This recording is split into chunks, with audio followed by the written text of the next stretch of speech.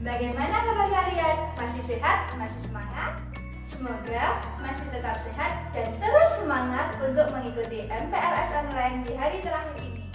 Kegiatan pada hari ini akan kita awali dengan pemaparan materi bahaya narkotika dan obat-obatan terlarang. Materi akan disampaikan oleh Badan Narkotika Nasional Kabupaten Bantul. Mari kita saksikan.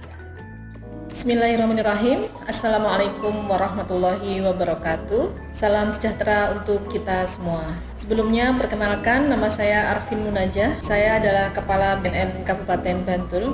Dan pada kesempatan ini saya terima kasih sekali untuk bisa diberi kesempatan untuk berbicara atau bertemu dengan anak-anakku semua, seluruh siswa, siswi SMA, SMK se-Kabupaten Bantul. Meskipun hanya melalui virtual, tapi saya senang bisa bertemu dengan kalian semua. Semoga anak-anakku semua dalam kondisi sehat, meskipun saat ini pandemi COVID-19 di Kabupaten Bantul belum bisa dibilang usai, karena masih ada kasus COVID-19 yang terjadi di Kabupaten Bantul. Anak-anakku, terkait dengan kejahatan besar yang terjadi di Indonesia ya. Saat ini yang besar itu antara lain adalah korupsi, kemudian teroris, dan yang ketiga adalah narkoba. Nah, korupsi sendiri sudah ditangani oleh KPK atau Komisi Pemberantasan Korupsi, namun ini tidak menimbulkan banyak korban jiwa ya secara langsung. Dan untuk teroris, ini juga ditangani oleh kepolisian, menimbulkan korban jiwa juga, namun biasanya hanya bersifat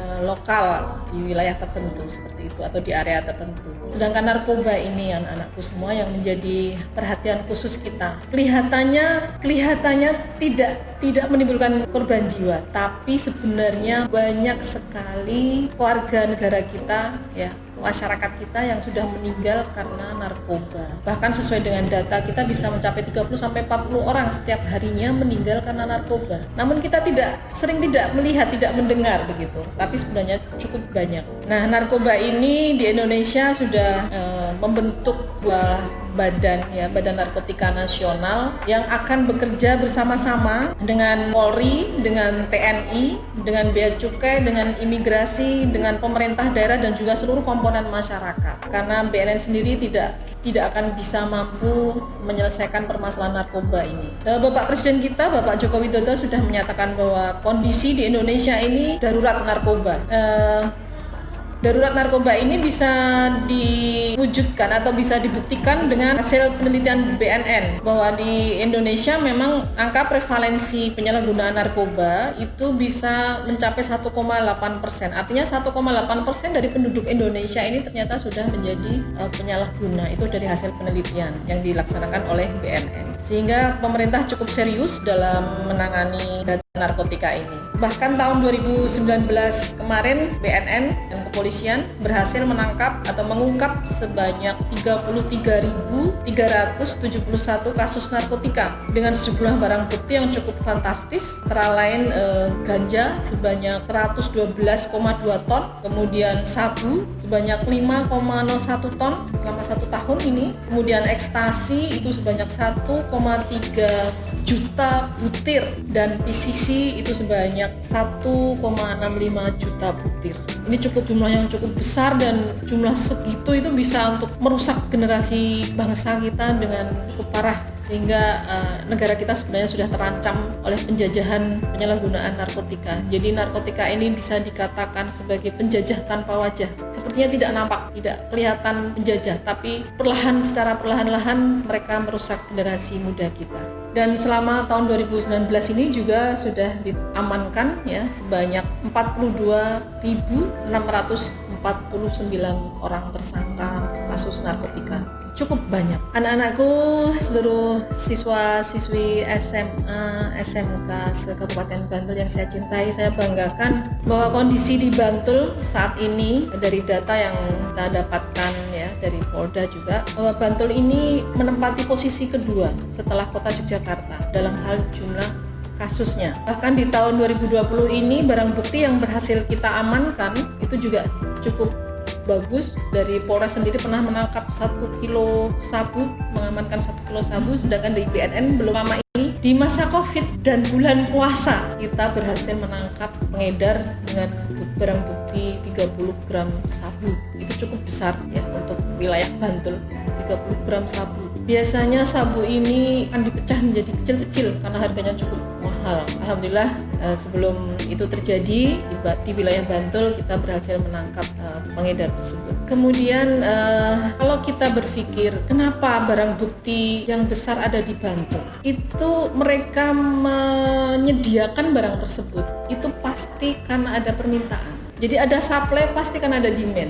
Kalau tidak ada demand, tentunya mereka tidak akan menjual. Jadi tentu saja kita berpikir bahwa pengedar itu sudah mempunyai pangsa pasar di sini. Nah, siapa pangsa pasar kita yang ada di Bantul ini?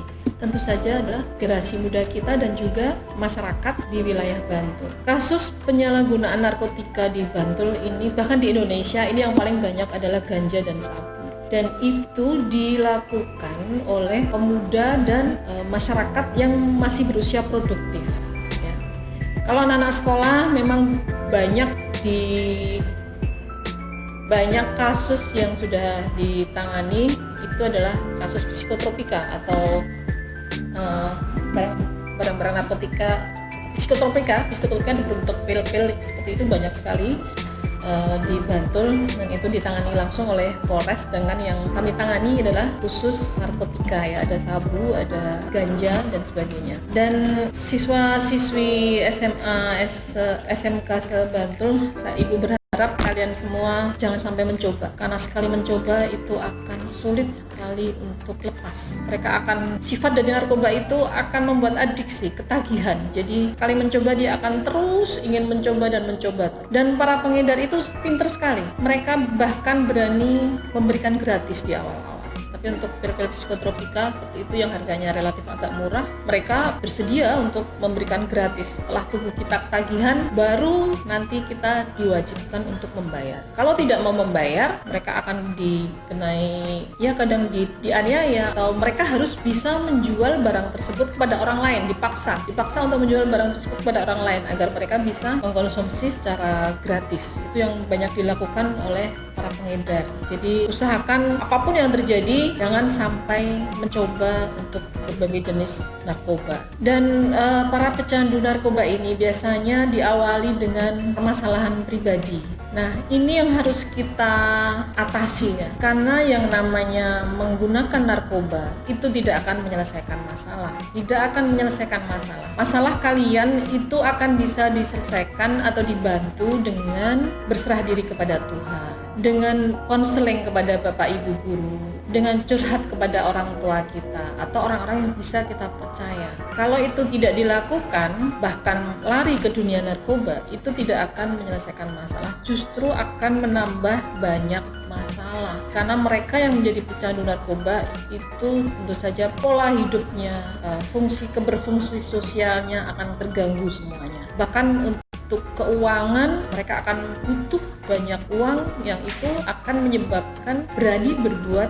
kriminal. Kalau itu sudah berani berbuat kriminal, tentu saja akan sering berurusan dengan polisi, dengan hukum. Apalagi kalau sampai barang-barang yang mereka konsumsi atau mereka jual itu sifatnya adalah masuk dalam golongan narkotika, tentu saja akan berurusan dengan kami. Namun di kantor kita di BNN ini bisa ada 3 seksi. Saya sampaikan ada 3 seksi yang mempunyai beberapa tupoksi. Antara lain di seksi pencegahan dan pemberdayaan masyarakat, ini bisa sering melakukan sosialisasi, bisa mengajak membentuk kader, membentuk relawan ke masyarakat atau ke sekolah-sekolah. Sedangkan untuk seksi rehabilitasi ini bisa membantu teman-teman semua, anak-anakku semua yang sudah terlanjur mengkonsumsi atau menjadi penyalahguna narkoba.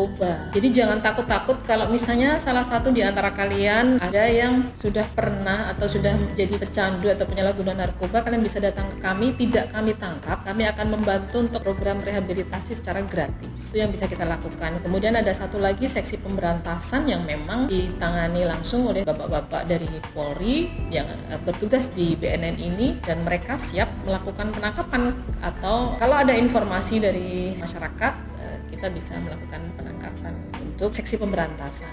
Itu yang menjadi tupoksi di BNN Kabupaten Bantul. Dan berlanjut tadi terkait dengan anak-anak yang kalian ini hidup di era milenial ya, berbeda sekali dengan zaman saya dulu. Era milenial ini semuanya serba instan, serba mudah. Dengan internet kita bisa melihat dunia, melihat hal-hal yang baik, bahkan melihat hal-hal yang buruk yang tidak semestinya bisa kalian lihat. Mestinya tidak boleh kalian lihat. Nah, hal ini yang membuat semuanya serba mudah, itulah yang justru kadang bisa mengancam teman-teman atau anak-anakku semua. Karena ternyata peredaran narkotika pun, dan ibu berpesan, kalian kalau memilih teman ini harus benar-benar yang kalian anggap baik. Kenapa? Ketika suatu saat teman kalian memberi sesuatu barang narkotika, nah itu ketika barang itu ada di tangan kalian, itu adalah kalian yang harus mempertanggungjawabkan ketika tertangkap. Termasuk juga para driver online ya, ketika mereka dititipin atau disuruh mengantar sesuatu yang itu ternyata masuk dalam narkotika dan tertangkap pada saat itu, barang itu ada dia pegang, itu adalah yang harus bertanggung jawab adalah yang memegang. Sehingga ketika kalian mempunyai teman yang jahat atau mungkin menitip sesuatu pada kalian tanpa ngomong ya, mungkin dimasukkan ke dalam jaket, mungkin dimasukkan dalam tas atau di dalam motor, bagasi motor ya, dan kebetulan ada operasi tertangkap begitu, nah yang tahu jawab adalah yang memegang barang tersebut. Barang itu ada di mana, pada siapa. Sehingga kalian harus benar-benar hati-hati memilih teman, jangan sampai suatu saat mengalami hal seperti itu ya. Ini yang ibu pesankan. Hidup ini adalah pilihan. Jadi ketika hari ini kalian memilih sesuatu, mungkin tidak hanya hari ini, tidak langsung hari ini kita rasakan dampaknya, tapi beberapa tahun ke depan baru akan tampak dampaknya atau hasilnya. Jadi kalau saat ini kalian memilih untuk belajar serius, fokus, meraih masa depan, apapun itu pilihan kalian, itu suatu saat nanti kalian akan merasakan hasilnya, mengunduh hasilnya. Tapi kalau saat ini kalian ada sedikit masalah saja, kalian memilih memakai narkoba, itu juga akan kalian rasakan dalam perjalanan hidup kalian. Tidak akan lancar, tidak akan sukses, tidak akan berhasil. Pasti akan terhambat. Bahkan banyak yang hancur, tidak sampai menjadi orang. Jarang ada orang yang berhasil karena mereka mengkonsumsi narkoba itu. Sangat sedikit sekali. Ibu berpesan, jangan sampai ini terjadi pada kalian. Pasti perjalanan hidup kalian akan rusak ketika narkoba masuk dalam kehidupan kalian. Itu yang ibu pesankan. Dan teman-teman atau anak-anakku yang merasa tidak pintar, itu jangan berkecil hati. Karena yang namanya orang sukses, orang yang berhasil, itu tidak hanya dibutuhkan orang pintar saja. Tidak cukup dengan IQ yang tinggi atau kecerdasan intelektual yang tinggi saja, tapi dibutuhkan juga kecerdasan emosional yang lebih bisa tertata, termanage dengan baik dan terkendali. Itu justru akan mampu menyumbangkan atau mendorong kita untuk menjadi orang-orang yang sukses. Jadi jangan berkecil hati karena nilainya jelek atau tidak bisa menguasai satu ilmu pengetahuan misalnya, terus pakai narkoba, atau mungkin karena diputus pacarnya saja pakai narkoba kayak gitu. Jangan sampai itu terjadi. Karena pilihan kita hari ini dengan memakai narkoba itu akan menentukan masa depan kita. Silahkan kalian menggunakan waktu kalian ini dengan hal-hal yang bermanfaat. Yang suka olahraga terus kembangkan, yang suka seni, musik dan sebagainya silahkan terus dikembangkan. Yang suka berorganisasi, nah orang-orang yang suka berorganisasi ini biasanya akan lebih mudah nanti ketika suatu saat harus memimpin sebuah lembaga atau dia akan bisa menjadi pemimpin di masa yang akan datang ya. Silahkan terus dikembangkan. Apa yang kalian punya, potensi kalian yang ada, silahkan dicari, dikembangkan terus untuk bisa menghadapi persaingan yang cukup berat di era milenial seperti ini. Jangan sekali-kali pakai narkoba, karena narkoba akan membawa ke dalam kesengsaraan. Itu saja dari Ibu. Ada kekurangannya saya mohon maaf. Semoga bermanfaat. Assalamualaikum warahmatullahi wabarakatuh.